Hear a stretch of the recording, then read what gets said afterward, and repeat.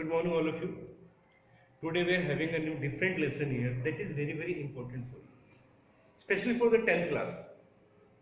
And this lesson will tell you about how the Indian history changed, dramatically changed are coming here just after the arrival of Mahatma Gandhi. So 10th class का lesson है ये भारत में राष्ट्रवाद हिंदी में और nationalism in India. So without wasting the time, we are going to start the lesson here. Listen me very carefully. Try to understand the situation what I want to say. ठीक है? तो ये part 1 है. This is a very big lesson and we have to do it in the part wise. If we will shoot the videos and we will try to explain you in the one video, it will be very difficult and boring for understanding you. So we are taking some parts, point to point we will make the video of this lesson and deliver to you. It's very helpful for your informational knowledge, and as well as you will feel that you are the Indian. So before reading this lesson you should feel that you are an Indian here, and nationalism feeling is in your blood. Whatever the freedom today we are enjoying, that is not given by Britishers very easily. It was taken by us, by the fight, by the struggle, by the courage, and so many people, they gave their life for this one. ठीक है, चलते हैं. So when we start the lesson here, that is find out here that nationalism in India, Bharat में राष्ट्रवाद lesson का नाम है. तो सबसे पहले nationalism लिखा हुआ मैंने यहाँ पे. What is the meaning of nationalism? Nationalism is a word that is defined respect and love toward the country. ये एक ऐसा शब्द है जो आपको राष्ट्रवाद मतलब आपको अपने देश के प्रति प्रेम, अच्छा सोच रखने की थॉट्स देता है.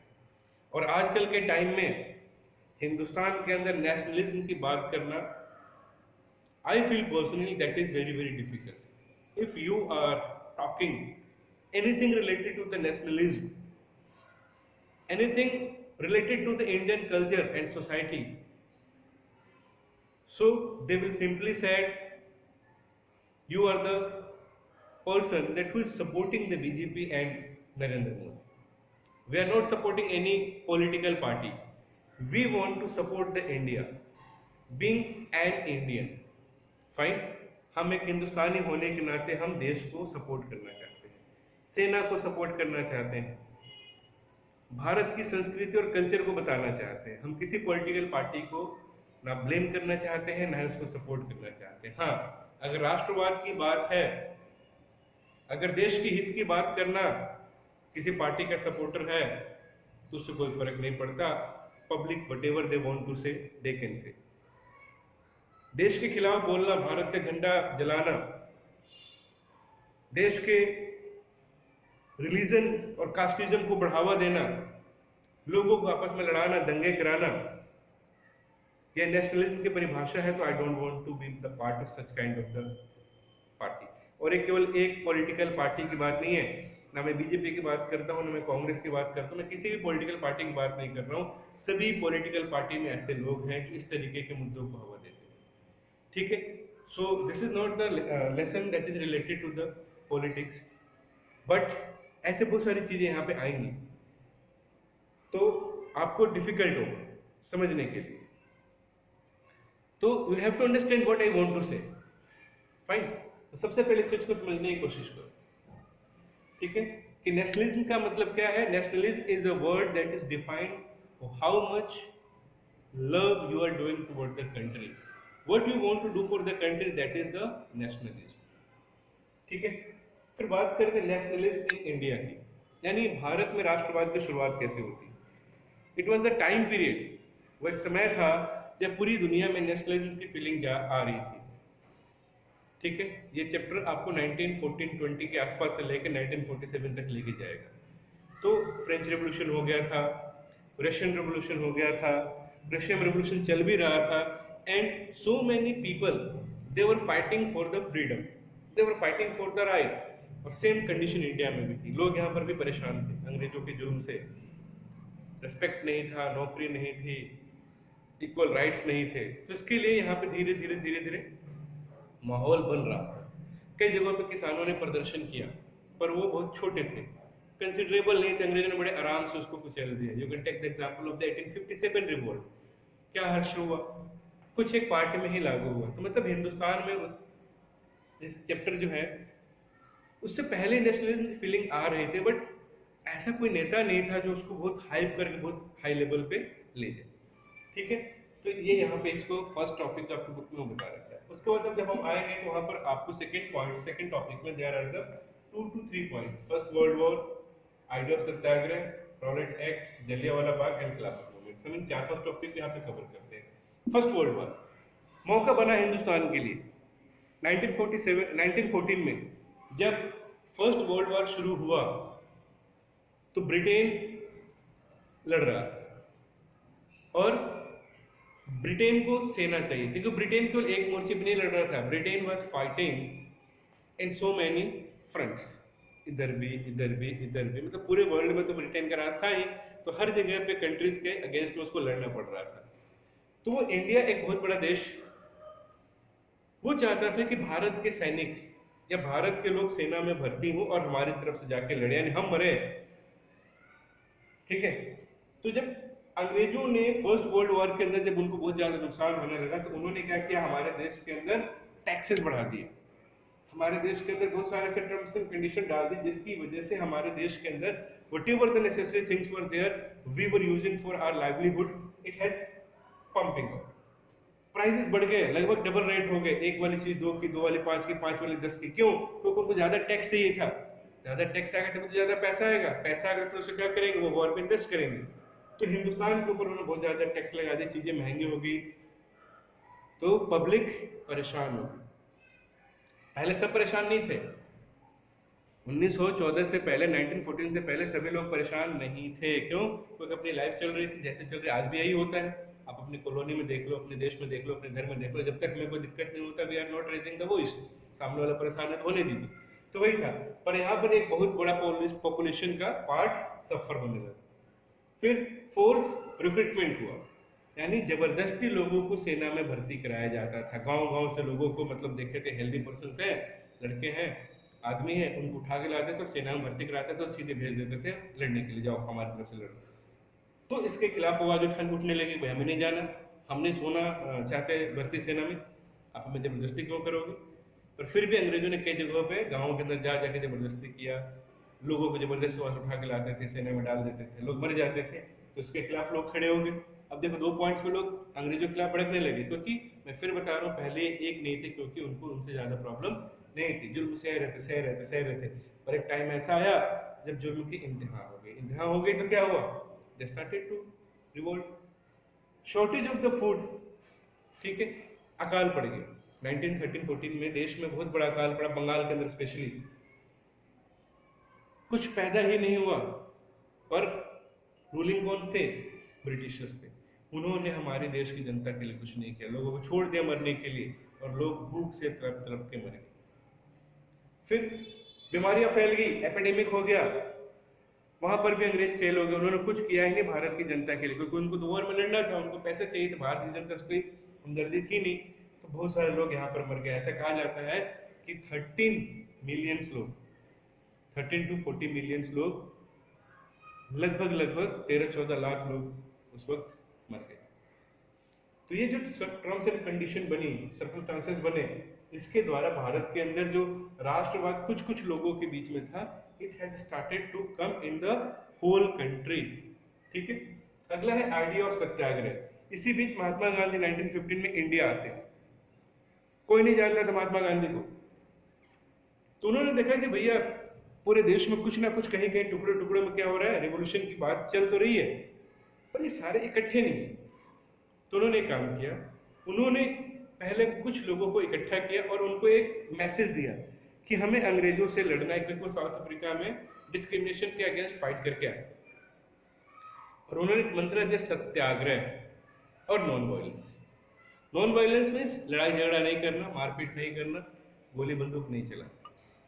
सत्याग्रह means request for the truth, हम आंदोलन करेंगे सत्य के लिए आग्रह करेंगे कि आप गलत कर रहे हो, गलत कर रहे हो, गलत कर रहे हो। एक बार बोलेंगे, 2 बार बोलेंगे, 3 बार बोलेंगे, 4 बार बोलेंगे। अगर एक ही चीज बार बार बोलेंगे तो उनको लगेगा हाँ कुछ ना कुछ तो गलत है, and it's may be possible they can improve their self. तो वही चीज महात्मा गांधी ने बोली, सत्याग्रह का एक विजन दिया उन्होंने, ठीक है। उसके बाद वो चंपारण जाते हैं, खेड़ा जाते हैं और अहमदाबाद जाते हैं।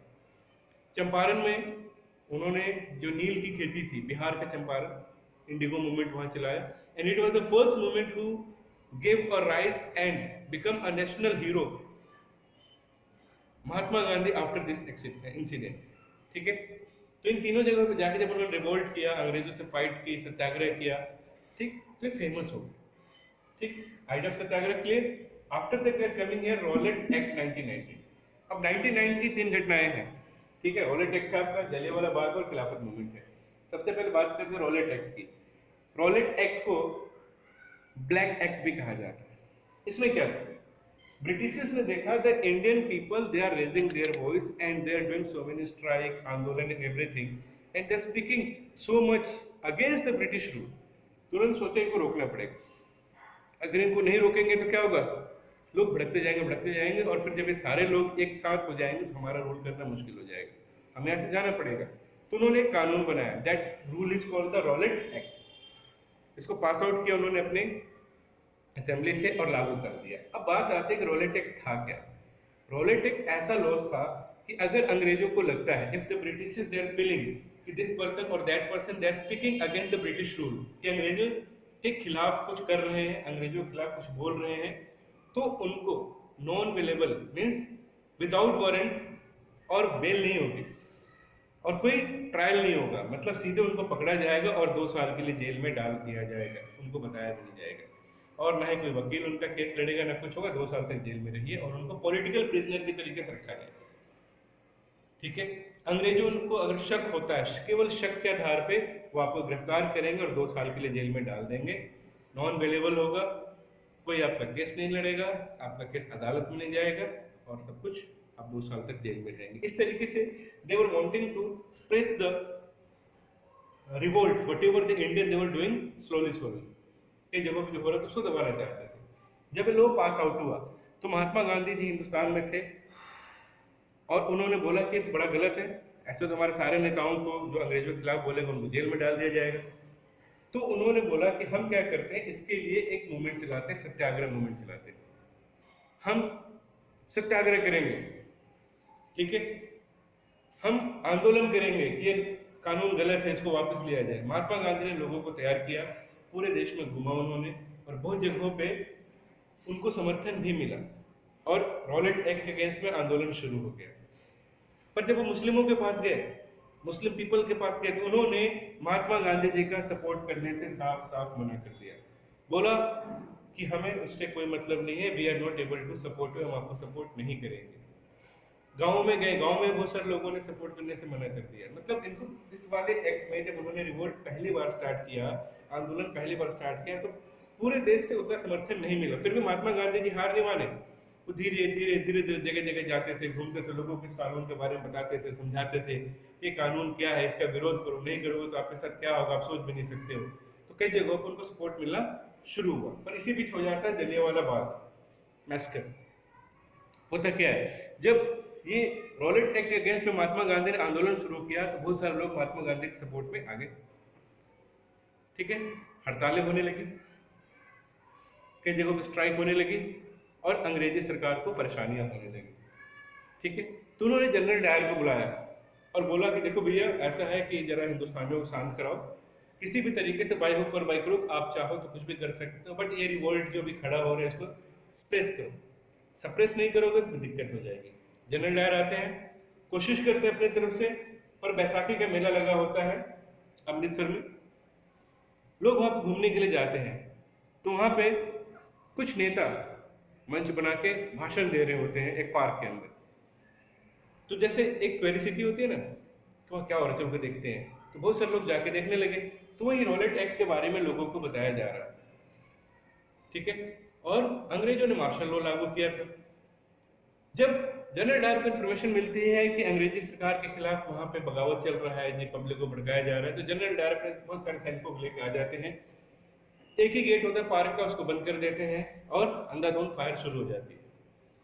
लोग भागने लगते हैं, उनको पता नहीं चलता क्या हो रहा है। एक कुआं होता है, आज वो कुआं मौजूद है, आप अमृतसर में जाके देख सकते हैं। बहुत सारे लोग उस कुएं में कूद जाते हैं, बहुत सारे लोग गोलियों से मारे जाते हैं, कई लोग कुचल के मारे जाते हैं, और इस तरीके से बहुत सारे लोगों का मारा जाना वहाँ पे एक इंसिडेंट बन जाता है। और इसी के बाद भगत सिंह पैदा होता है। मीन्स भगत सिंह तो पहले पैदा हो गए थे, मतलब वो भगत सिंह जिसको आप जानते हैं, ठीक है। उसके मन में नेशनलिज्म की भावना जागती है। तो जालियांवाला बाग जब हत्याकांड होता है तो महात्मा गांधी और देश के अंदर एक बहुत बड़ा गुस्सा उभर जाता है। लोग अब हिंसक हो जाते हैं, अंग्रेजों को मारा जाने लगता है, उनकी जो प्रॉपर्टीज होती हैं, पोस्ट ऑफिस होती है, रेलवे लाइंस होते हैं, whatever the British related things were there, उसको तोड़ा जाने लगता है। महात्मा गांधी और जोर से लग जाते हैं, और जो सपोर्ट अगर 20% था आफ्टर द जलियांवाला बाग, वो बढ़ के 40 to 50% हो जाता है। पर अभी भी Muslim people they were not supporting Gandhi ji, ठीक है। अब आ गया खिलाफत मूवमेंट, ये बहुत समझना जरूरी है। इसी बीच 1919 में जो ब्रिटेन और ये सब मिलके टर्की को हरा देते हैं, टर्की हार जाता है, और उस वक्त जो टर्की का खलीफा होता है पूरे इस्लामिक स्टेट का खिलाफ खलीफा होता है। ये चीज मुझे आज तक समझ में नहीं आती, और शायद आपको भी समझ में नहीं आएगी कि why the Indian Muslim they are supporting the Turkeys and all type of the Muslims. आप रहते हिंदुस्तान में हो, आप हिंदुस्तानी मुसलमान हो, तो why are supporting the other countries Muslims? ठीक है, they are from your religion, they are not doing anything for you, so why you are just, सोचो जरा।